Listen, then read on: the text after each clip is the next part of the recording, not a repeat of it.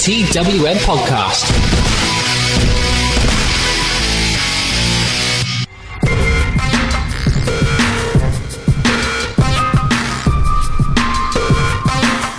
WrestleMania has come and it's gone. Doesn't really affect us much, except for one match, but I thought I'd tell you all about it because it keeps you in tune with what's going on in life because everyone's losing track of days. But welcome to another edition of the Wednesday Night Wars podcast on this beautiful Thursday evening. It's wonderful weather today. It was like 21 degrees where I am, which is just outside London. So very, very nice. Huh? You can't go out. But you can't. Yeah, you can't go outside. Well, I went for a walk. I went for a 3-kilometre walk today. That was my exercise. It took me half an hour, and it was bloody lovely. Yeah. Anyway, I am your host, George, as always, joined by the guru of Graps, is what I want to call you because you're the man with the news. Brad, how you doing? Hey, yeah, it's fine. Yeah. I think WrestleMania does affect. I think it affects it quite negatively for NXT. To be honest, I think Vince is starting to poke his nose in a bit too much now, and it's ridiculous. Yeah, it's because his golden girl is the champion. Yeah, well, yeah, I guess his old WCW rival, its daughter, I guess, is now rivaling their rival. So how things turn around in a cycle. Yeah, he does. He confuses me. Before we do get into the business of AEW and NXT, do not forget to subscribe to us on iTunes, Stitcher, Spotify, TuneIn, Acast, Podbean, and YouTube. Us here at TWM, our podcasts are brought to you by We Love Sport, the wonderful app to find your nearest bars and restaurants and pubs, or not restaurants, they're definitely not restaurants, bars and pubs showing WWE pay-per-views along with all other sports, but we don't care about them. We only care about wrestling. And they have 400 of the best bars and pubs at your fingertips, and it allows you to book front row seats. They're wonderful. They are awesome. Unfortunately, lockdown is preventing us from using those, but it doesn't stop you going over to the App Store and downloading their app, We Love Sport, from Apple or Google. Following them on all social medias at We Love Sport UK, and following and checking out their website, at welovesport.co.co, just .co, nothing else. And also go over to check out WrestleCrate. Use the code TWM Wrestling for a free autographed item when you sign up for a monthly box. If you continue to keep that for 2 months, you get 2 more autographed items. This month's one is already sold out because it has Becky Lynch, Game Changer Wrestling, and Cultaholic. So if you've already got their box, go nuts. But it's sold out already, so go over there and get one quick for May because you're going to really want to. They're really, really cool. WrestleCrate.co.uk, use code TWM Wrestling for a free autographed item. NXT time. First little note we have to make about NXT is Mauro Ranallo is back on his own, but he's back. That's the main thing to take from there. There's no Sam Roberts, there's no Tom Phillips, no Byron Saxton. It's Mamma Mia, Mauro Ranallo. Yeah, well, for an hour. Yeah, well, all right, okay. What Brad alludes to there is the Johnny Gargano versus Tommaso Ciampa match took up an hour of TV. 45 minutes it was on for the entirety of the thing, including our breaks and that sort of stuff, and there was obviously bits and pieces before and after. It took up a lot of airtime, which obviously makes this NXT very, very, essentially very short. Triple H started off the match in the middle of the ring with a chair in his hand. He lays the chair on the floor and says, once I leave, the bell rings. Drake's here only to just make sure you don't try and kill each other and count the pinfall. Literally, that is it. He puts it on the floor, he leaves, Ciampa walks up to it, he just kicks it away, and then they just start hitting some fists at each other. I wrote down it shot like a boneyard match because it was actually shot like a cinematic thing. It was not shot like a match, it was shot with some camera cuts and that sort of stuff, but as a cinematic match we saw from WrestleMania was shot like, and it seemed to, at the beginning, that it was a rule of last man standing or I quit sort of thing because Drake was, saying you're going to quit, that sort of stuff, but then obviously pinfalls got involved. So I think it was literally just whatever way this ends is going to end. It was a really good bit I liked as Gargano. He's trash talking Ciampa while Ciampa's on the floor, and he had a chair in his hand, and he was basically just hitting every injury Ciampa had. So he was like ACL, bang, neck, bang. Like it was really, really good. It really healed it up really nicely. They venture outside onto the top of the semi. No, nothing really happened. They had a bit of a brawl on top, a couple of super kicks, and then they just both climbed back down and went indoors. It must have got cold or something like that. The ring is exposed. It's dismantled with a bare board showing a throwback to, obviously, is it their street fight that they had? I can't remember which takeover it is, Brad. I can't remember either, but I know what one you're on about. The one where he gets DDT'd. Yeah, he was basically speaking to him like Shawn versus Rick, and they just slammed him into the ring before they got back together again, just before the injury. Yeah. Oh, you're not about the one when he returns. You're not about the one where he returns because it was... No, the one where they rip up all the boards. They rip up all the mat, and then the boards are just exposed. And the one that was a few years ago, not the one that was like a month ago. A few years ago. Yeah. That's the one I'm on about. We got Ciampa hitting an aerial crash from the middle rope out to the floor. That looked a little bit brutal. And then Ciampa did hit the DDT onto the bare wood, but the referee had been taken out of it at this point. Candice comes out at the end. Obviously, Johnny Gargano's wife comes out. Is crying, standing over the pair of them as they sort of just glare at each other. Like they're out of it. She's crying. She looks at Ciampa and says, "Are you happy now? Look, I hate my husband. Look, like what he's become and that sort of stuff because of Ciampa." She turns around and she low blows Johnny Gargano. She low blows her husband and leaves. You can tell she's not an actor. That her reaction was like someone sincere. But yeah, it would have been good. But I've seen 3 matches like that this week. I've seen Taker. I've seen whatever the hell Firefly Funhouse was. The best match ever. It wasn't. No, it was terrible. It wasn't even a match. It was just weird. And Edge vs Orton, which was like the longest, slowest thing I've ever seen. I would have compared this to Edge and Orton. I would have said this was very much a walk and brawl. Like they were very much hitting each other and wandering around. Yeah, at least this one didn't have a blooming weightlifting spot. That was horrible to watch that. But where Edge straddled his face. Yeah, and he hung himself on the weight machine. Yeah, that was a weird moment. That, but yeah, it was quite a slow match, similar to that, I guess. But it was good. But I've seen 3 of them this week, and it's just a bit like, pretty much another one.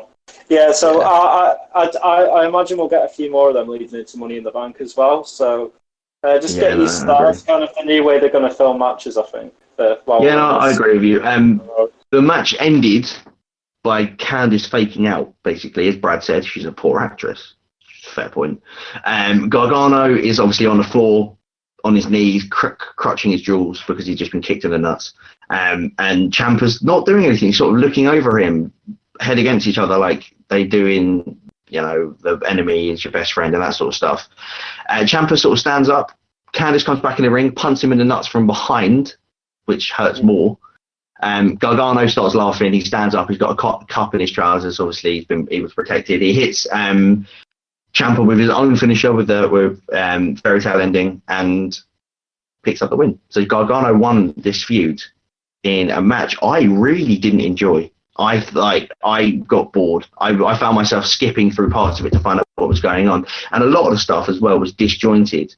Of what I was watching, it was disjointed. Like the camera would go to an ad break, it come back. Drake West was on the floor. How did he get down there? Camera cuts to a break, comes back. The ring's ripped up.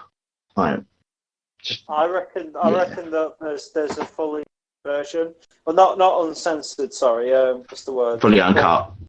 Uncut version, yeah, which they'll put on the network. But you say censored there, Brad. There was a lot of bleeps in this match. Yeah, it kind of felt like they were trying to make themselves look tough, and it looked a bit ridiculous. I thought it wasn't the best thing I've seen. I'm going to be honest on that one. No, it was the worst way of ending one of the best feuds they've ever had. WWE.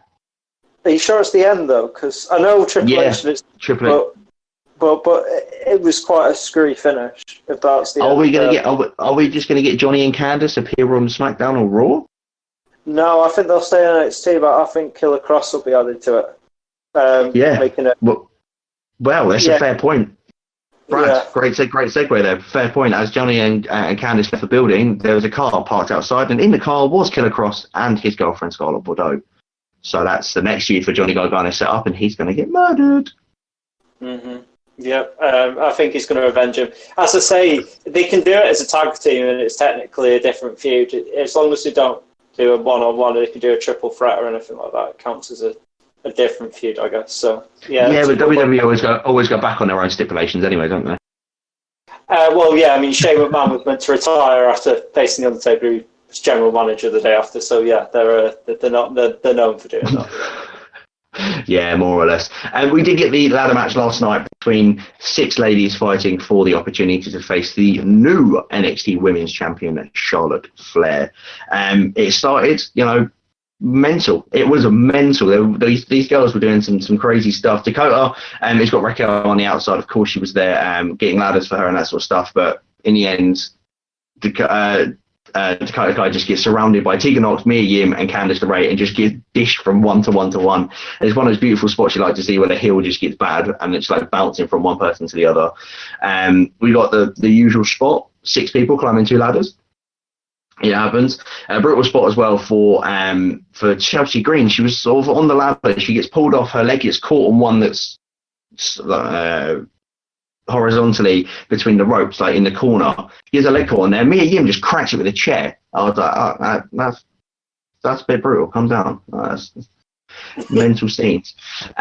We got the Kofi Kingston spot from Io Shirai. Raquel puts her over the ladder. Io Shirai just bounces off the ropes, cross bodies onto everyone else.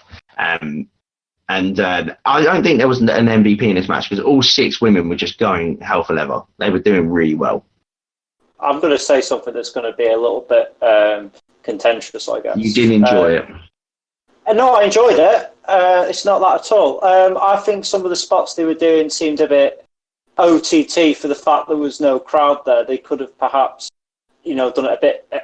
A little bit calmer than they did it. It was a bit sporadic at times. And also, I think that they're overdoing certain match types. There was only a ladder match this past Saturday, and there will be 2 very well-known ladder matches in a few weeks' time for Money in the Bank. So I think seeing the same match over and over again just kind of loses all the specialness of that match. That match could have been something a lot more than it was if it wasn't saddled between so many other matches, the same variant across in a similar period of time from the same company.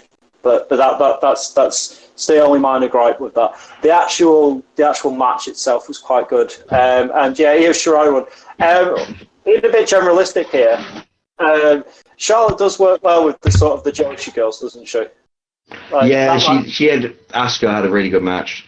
Yeah, that's what I mean. Like she works well with that Japanese style. So it's like it's always whenever I see Charlotte, I always think Io Shirai would have a great match. For some reason, she works amazingly with Japanese women. I think all 6 of these women, maybe not so much Chelsea Green, but the other 5 would have a great match with her.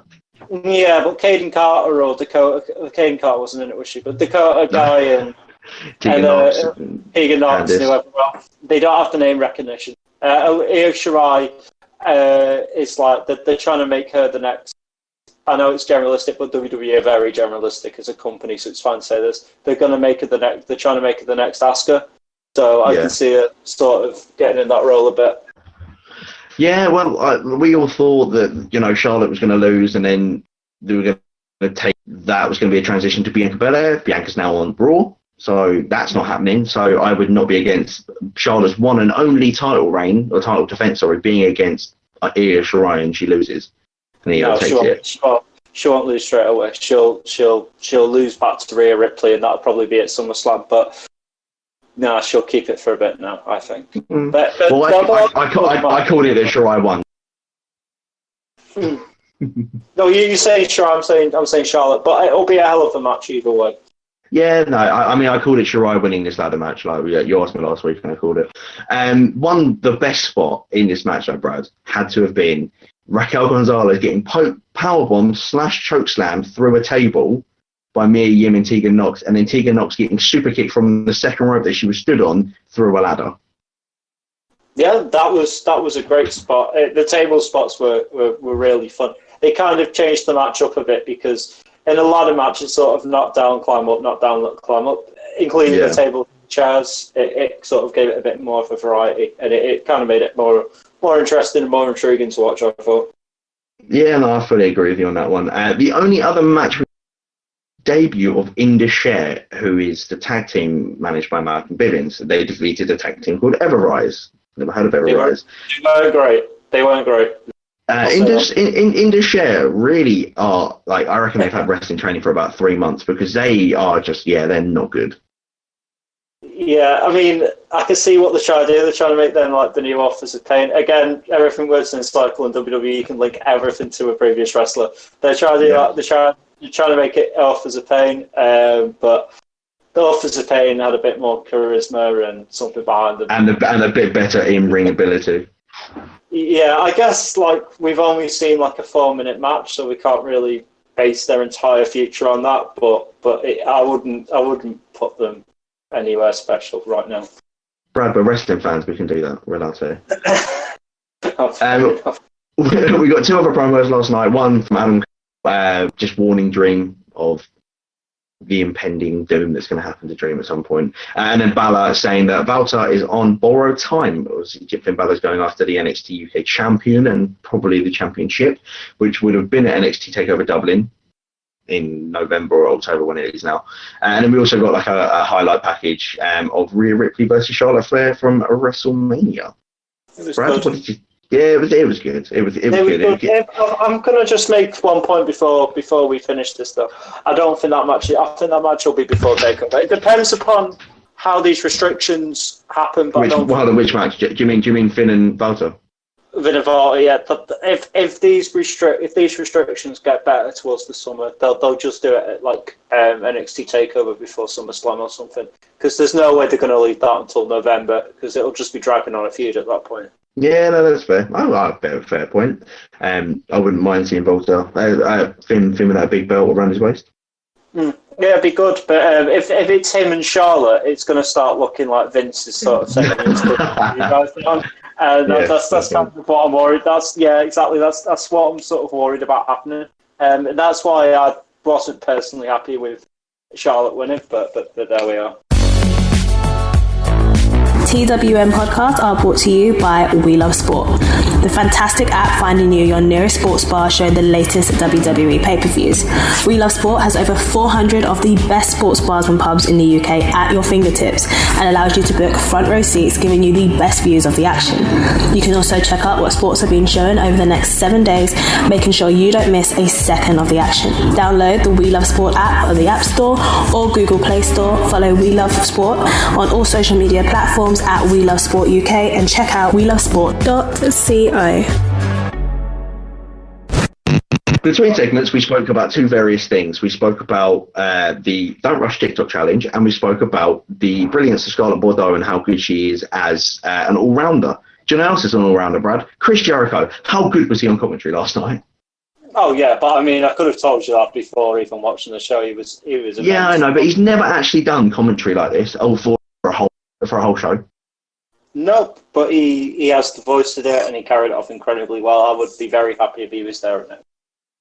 Yeah, we had wrestlers on the side as well, acting as fans like we always do. And I've given this one a note of round 1 fight because it was the first match of the tournament for the TNT Championship.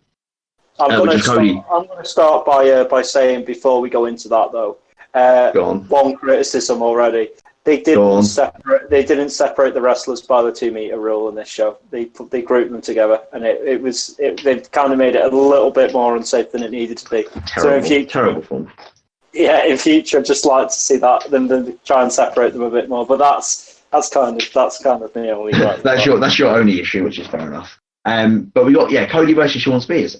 Jericho's brilliant on commentary because he calls the production team monkeys, then calls them amazing, then calls them idiots. Because he's like, he goes, production team monkeys, show the replay. How good is our production team? They're idiots. Like he's just a roller coaster of emotions. And we got a C4 from Spears to Cody through a table from the inside of the ring to the outside. The C4 is his Death Valley driver finish, basically. And then Cody hits a double crossroads, but Spears kicks out. He kicked out of 2 crossroads. Yep, it's because he's a tenacious little guy. That match was actually quite good. I mean, it kind of was in a weird place. It came after a lot of comedy stuff. But so it kind of took me out of it a little bit going into it. It didn't have the right mood to it. But the actual, if you watch the match in isolation, it's a hard-hitting, incredible match. And I'm surprised. Well, they're really good friends, aren't they? So they're going to make a good match. Yeah, definitely. I'm surprised they didn't call for a disqualification though, because for the table. Well, yeah, and they used like a chair, and like it was quite brutal. And I was like, well, this is not an ODQ match. I don't get why the bell's not being rang here, but I guess that's just like a They need to sort out the rules. AEW. It's the same. Yeah, with they're very lax with their rules. It's weird. Yeah, definitely. But if they would have just announced beforehand it was an ODQ match, this would have been incredible. Yeah, Jericho calls Cody a pompous son of a bitch for doing the double crossroads. Cody then just locks in a figure four, and he picks up the victory with a submission, moving on to the next round to face either Darby Allin or Sammy Guevara. The best match of the show was by far Hikaru Shida versus Britt Baker. My God, what a war the two went through. Mm-hmm. She fucks up her face. It was very bloody. She had a broken nose. Clearly, it had to be. Britt Baker must have had a broken nose because her nose did not stop bleeding. Yeah, it's like watching an old UFC fight, seeing like the amount of blood coming off her. To be fair, She'd hit her with a super kick, and her nose just started bleeding. But the more and more it bled, the more I thought it was more of a broken nose because it just wouldn't stop. Like, it just kept going. And the thing is, though, she worked it so well into like her character in the match. Like, she was smiling, massive smile, blood covering her teeth, looking like just an absolute psycho, and it was perfect. Was it this match where she said that she doesn't care if she gets her teeth broken because she can fix them herself because she's a dentist? Yeah, probably. And what's her finisher called? The Rings of Saturn. Yeah, the Rings of Saturn thing. No idea. It's some dentist name. I can look it up, but I have no idea off the top of my head, mate. No, that's fine. She basically locks in Hikaru Shida in that. What's brilliant is Jericho, again, the star of the show, is on commentary saying, "Shut get your receipt." But I just wanted to punch her in the face, which is hilarious. Really smart again. Thank you. It's called the Lockjaw. There you are. I knew it was something dentistry. Smart by Baker, though. You know, she normally puts her hand in the mouth of the opponent, sort of pulls her jaw back. She asks for a glove off the referee. Smart. Yeah, I mean, it's keeping yourself safe. It's inventive. It's inventive, and it kind of works as a. I know it's a bit weird to say, but it kind of works as a gimmick as well. So it's kind of cool. Yeah, I suppose. But she did lose. Hikaru Shida did. But it was a class match. And there's another spot I've forgotten to write down, but it is in there. It's Hikaru Shida puts Britt Baker on the guardrail, and then gets the wrestlers that are on the outside to hold her in place. And I think one of them is Sugar Dunkerton. Sugar Dunkerton. I'm pretty sure it was Sugar. I'm pretty sure it was. Who is? I've been watching AEW same time as you. He's an indie wrestler. He's not part of the thingy. But I'm pretty sure he's there. I might have got it wrong. I'm pretty sure he was there, but not. But yeah, she put her like, you know how RVD used to do the leg drop from the ring to the guardrail. Like, put her in that position, got the wrestlers to hold her there, and then just came and booted her in the face. It was beautiful. It was wonderful stuff. I really enjoyed this AEW, I will be honest. I mean, I did too. It's quite a good show, to be fair. One question I have, Brad, I have a question for you. Where is Hangman Page? I don't know. He was on the. Have you seen Being the Elite? I know it's a weird question. They're doing stuff at the Young Bucks house, and he was in that. I think. I'm pretty sure he wasn't part of the Elite anymore. Yeah, but he's still on the YouTube thing. They all are. Colt Cabana he's not part of the Elite. So, but yeah, I think he made a pop-up appearance in Being the Elite. I think, but I don't quite know much more than that. I think it potentially self-isolating, but yeah, maybe. I don't know. The only reason I asked that was because last night we didn't get the best friends versus Kenny Omega, and really don't enjoy Michael Nakazawa's matches, but I think it's just because like his is like the most ridiculous comedy match you can get, and I think when it didn't fit very well into this situation. Have you seen DDT before? No, I know DDT is just mentally ridiculous, and Michael Nakazawa absolutely excels there. Yeah, and Orange Cassidy as well. He's not a DDT person, but his comedy was in it. I mean, I didn't mind the match, but a lot of people online seem to not enjoy it as much. What I found funny was Jericho was supporting Kenny Omega. He was like, "Yeah, go on, Omega, get him." I was like, "This is weird to listen to." And then we had Shawn Spears was in the crowd. Obviously, he's hunting for a tag partner. He must have been eyeing up Michael Nakazawa. And then Nakazawa took off his underwear and put it on his hand and put it in Trent's face. But Michael Nakazawa ate the pin, and the best friends defeated technically one half of the tag champions, but he didn't pin him. Yeah, I've just looked it up. The reason he is at home is because he is self-isolating, so you'll see more Nakazawa and Kenny Omega matches for you. Which one was the true best friends, though? That's what we need to ask for. The winners. Well, yeah. The winners. Did you see the comedy segment at the beginning when he was... No, I missed it. Right, he was in the locker room and Nakazawa went, "We are best friends too. Why can't we also be called best friends?" And I'm like, I'm actually like, this is great. Because there's someone else called... Oh, I've forgotten his name. Oh, that really didn't work. How have I forgotten his name? I'm having a mind blank. Golden Lovers. Oh, I've forgotten his name. Oh, Kota Ibushi. Thank you. That is Kenny Omega's true best friend. No, I was his lover, but there we are. Same thing. Your lover is your best friend. But yeah, I love the best friends. So I'm very glad they picked up the victory here. Yeah, definitely. It was a good match. I thought it was a good match, but everyone online seemed to hate it. So what do I know? I'm in the middle. Of that one. We got a promo from Jake Roberts, hyping up Lance Archer again, and then we got highlights of Lance Archer's battering of Marco Stunt last week, and then he just goes and batters a guy called Alan Angles. Yeah, no relation to Kurt Angle. Alan Angles was the worst jobber ever. Did you see? Let's not talk about that match as much though. Did you see the Jake the Snake promo beforehand? It was very, very good. Jake is just wonderful. He's just so good. It was great. The reason he's not there is because he's self-isolating in a hotel. Of course, he's in his 65. He's in his 60s. Nearly probably in his 70s. He's going to be at risk. I think he's near his 70s, yeah. But he was in that hotel room. But I think it's kind of cool because it's like a big ominous sort of guy looking down on them. And when he's back, it'll be a hell of a reaction, especially if there's fans by then. He's 64. So, yeah. Well, he looks a lot older than he is. Yeah, but he has a rough life. Well, yeah. But yeah, his promo was what carried that segment. The match itself was like throwaway. I mean, the distance that he got on talking about Lance Archer, the distance he got on that choke slam throw backwards, Alan Angles went from one end of the ring to the other.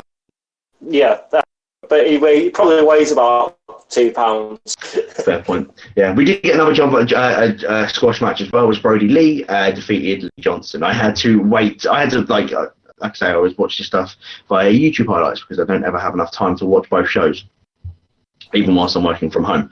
And I had to wait for commentary to say both the jobbers' names because they're not in the title of the video. It was really annoying me, so I had to sit and wait for them to go, right, Alan Angles, right, okay, cool. Lee Johnson? I've already forgotten. Lee Johnson. That was his Brody Lee beat a skinny guy. That's all you need. Yeah, and then we got another promo segment thing from Brody Lee. He lambasted 2 of his masks as they weren't wearing a suit or a shirt and tie like a third that was stood there, and he was basically saying, "You look rubbish. You're not going to represent the Dark Order like you should do, like he does." So basically, he just wants everyone to wear suit and ties and their masks. Yeah, another thing. Do you know what really annoyed me actually? Right. And this is a really annoying thing, the colour matching. He was wearing a purple and black mask and he was wearing a black shirt and a gold tie. It looked ridiculous. So purple and black all the way then, or black and gold? Yeah, exactly. Purple and black all the way. It's a great colour combo. And fair point. The biggest thing we got from this show was what is happening between Matt Hardy and Chris Jericho. Matt he does a promo, they entitled it Delete the Elite, they called it. Mm-hmm. Yep. And it basically responds to what Jericho promo last week, where he called him a hole of an arse again, and he said he was sat in a tub that is hot, whilst wearing leather trousers, and obviously what he did with Vanguard 1. And he challenges Jericho to come to the Hardy compound, calling it the Elite Deletion. So we're getting another Matt Hardy deletion segment, which I can't wait for. I can't wait, but I hope it's not. I hope it's going to be done properly and not like Cena versus Wyatt, because that I mean, like, these cinematic things were never done when he first did it. Now they seem to be done at every show.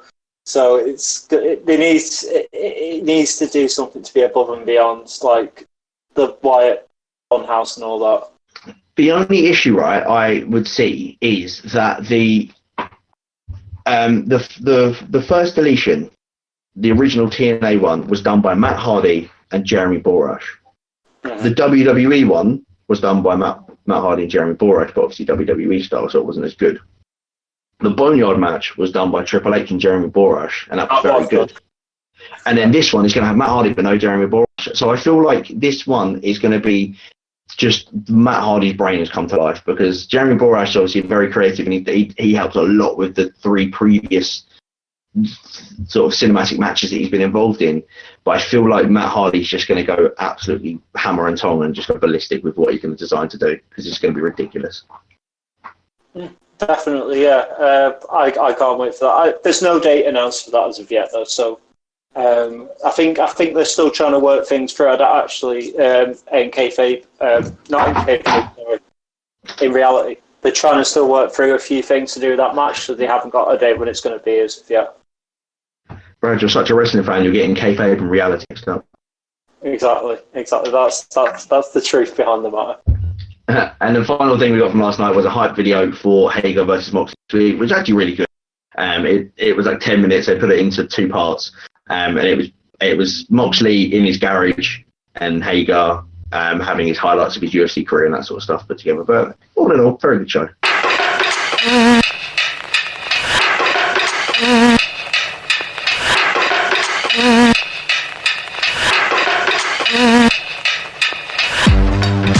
TWM Podcasts have joined forces with WrestleCrate, the original and best monthly theme, monthly wrestling subscription service to bring you a fantastic deal. If you use the code TWM Wrestling when you sign up to a monthly subscription at WrestleCrate.co.uk, you will receive a free item in your first month's box. Then, if you stay for another month, you'll get a second free item. And then, if you stay for a third month, you guessed it, we'll give you a third free item. It's as easy as 1, 2, 3. WrestleCrate brings you the best swag from the biggest companies and names in the wrestling world. We're talking t-shirts, photos, pins, DVDs, vinyl figures, and loads more from WWE, Progress, Shikara, NXT, Fight Club Pro, and loads more. That's WrestleCrate.co.uk and use the code TWM Wrestling for up to free items, all thanks to WrestleCrate and TWM. Brad, news, please. What have we got? Next week for NXT, we've got the start of the interim NXT Cruiserweight title tournament. No one's been announced for that. This is going to lead to Jordan Devlin versus his interim champion, the Ultimate, and it is going to be a repeat of Cena versus CM Punk from 2012 SummerSlam. Mm-hmm. Yeah, but there's currently no one announced for that tournament as of yet. With no one been announced, take a punt. Who do you think was going to win? Just take a punt of anyone who's going to be eligible for it. Kushida. That was who I was going to go for. It's all right. He's been on every 205 Live since this coronavirus started. So. Well, I mean, say it's an 8-man tournament. Tony Nese, Humberto Carrillo, Kushida, Cedric Alexander, the hairy one. I can't remember his name. Why am I forgetting his name? No. No, but you can have it. Yeah, Bonnie. Bonnie Birch. Who's the hairy one? What is his name? Oh, Cameron Grimes. That's it, thank you. Why am I forgetting names? Yeah, Cameron Grimes can go in it as well. There you go. That's like 7. There you go. WWE, you're welcome. I'll give you an 8 as well, Jack Gallagher. There you are. Oh, good shout. There you are. So next week as well for AEW, we've got John Moxley versus Jake Hager in I think it's a Falls Count Anywhere or No Holds Barred match for the AEW. It's called a No Holds Barred empty arena match. That's what they built it as. That's pretty cool. And Lance Archer versus Colt Cabana will be next week, and the winner of that match will face the winner of Dustin Rhodes versus Kip Sabian. So I think Lance Archer is a shoo-in for that. If Lance Archer doesn't win that match, I'll be very confused. I'm gonna go with John Moxley. What, to win the title match? Yeah, John Moxley's got to win it. Yeah, that's everything other than the elite deletion, but we don't know when that's going to. We have no idea when that's going to happen, but it will happen. I'm going to assume you were going to say AEW was better because that's what I'm thinking. No, I think NXT was better. No, fair enough. Okay, explain. Show your workings.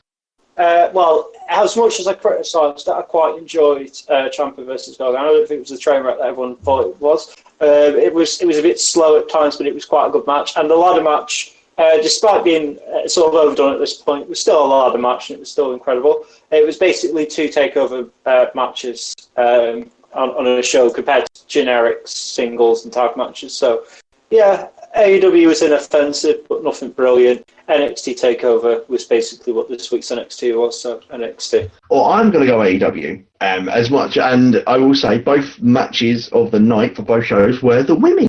Congratulations. I mean, that sounds so condescending. I didn't mean to come out as condescending. I apologise. Well done, women. Well done. It's just so nice and refreshing to see that the best match of the show has actually been the women, because it very rarely happens, especially in WWE. It very rarely happens, but the Hikaru Shida and Britt Baker match was superb. Cody and Sean Spears was brilliant. There's some good storytelling in there. Jake Roberts alone was wonderful, and we're getting the Matt Hardy promo as well, sort of made it. For me, that was better than NXT because I didn't enjoy Gargano Ciampa, and I liked the ladder match, didn't enjoy the tag match, and that was it. Yeah, so, well, I believe that's everything. That's everything to wrap up, and wonderful times. We're all done. Follow us on all social media, Twitter, Instagram at TWM Wrestle. Subscribe to us on iTunes, Stitcher, Spotify, TuneIn, Acast, Podbean, and YouTube. WrestleCrate.co.uk. Use the code TWM Wrestling to get yourself a free autographed item, and head over to app stores and social media for We Love Sport and follow them. Download the app, go over to their website and have some wonderful stuff. Whilst you're on the internet, go on TWM.news, read yourself some articles, some wonderful stuff coming out from our wonderful team this week. I have my one out on Tuesday, which was the best 5 Big Show matches, which was a lot of fun to write. Because Big Show's a brilliant human being and he's hilarious. Brad, did you have an article this week? I've not got an article this week, but hopefully I'll have one by next week. But you can check everything that I've done through, my name on the website anyway. So just keep up with there, and you'll know whenever I'm releasing anything. All good. Quickly run through what we had. So Monday we had WrestleMania 36 Day 2 and how to rebook it. We had memorable Big Show moments, which was myself.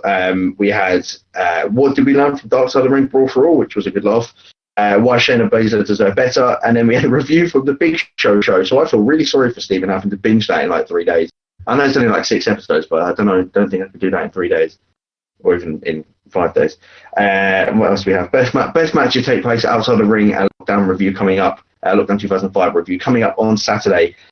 I am very much interested to read that one about matches to take place outside of the ring because of what happened. We've got last week or so.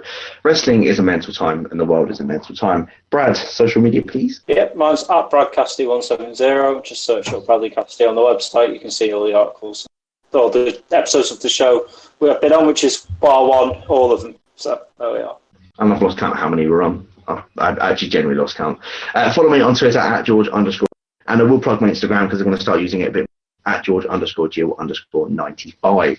But until next week, guys, stay safe, look after each other. We love you all. Goodbye.